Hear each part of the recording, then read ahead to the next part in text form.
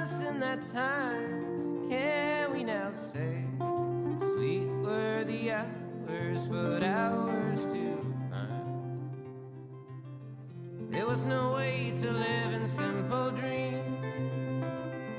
There was no straightness to our line, gravel in hand. The darling, we're moving the mountains around.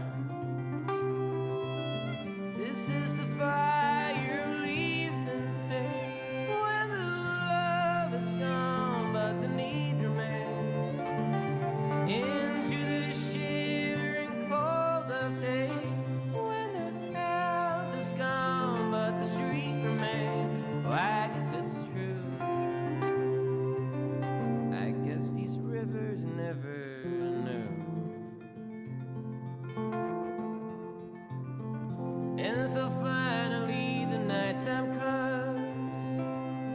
There is no light to cast the blame, no need to hide, no fear who I'll meet in some grocery. Voilà, ça fait à peu près 3-4 heures qu'on marche dans Lamington. On a remonté toute une série de cascades plutôt sympas. Le problème c'est que la plupart sont assez connus et qu'il n'est pas facile de faire une photo qui est vraiment différente, qui sort du lot. En fait c'est juste un petit spot qu'on traverse la rivière juste au-dessus là-haut, et là en descendant un peu, bon faire gaffe ça glisse, mais on arrive à cet endroit et c'est vraiment très sympa. La première chose, donc il faut tout ici à la base. On a quelques rochers avec des petits trous, et ensuite on a cette cascade en escalier qui nous amène en haut sur la forêt. On a deux arbres assez sympas, assez droits, assez moussus, et il y a en plus quelques fleurs un peu roses qui sont sorties. Là c'est le printemps, la fin du printemps. Du coup c'est une composition vraiment sympa.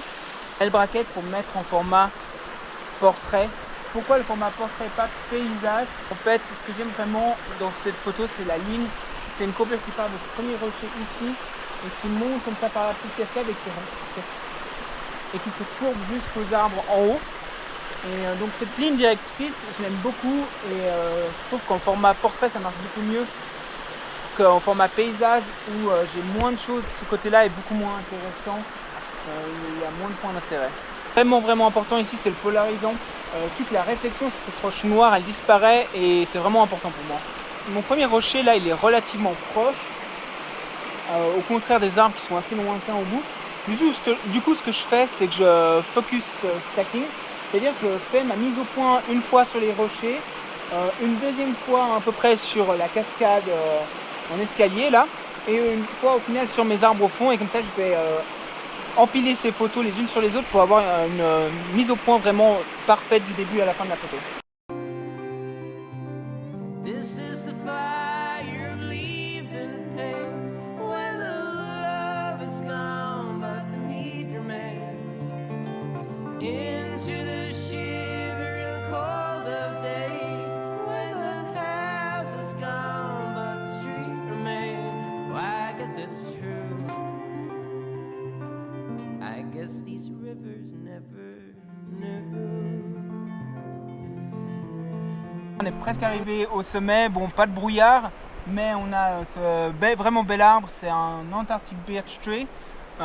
C'est un arbre qui peut avoir plusieurs milliers d'années, jusqu'à 3000 ans je crois.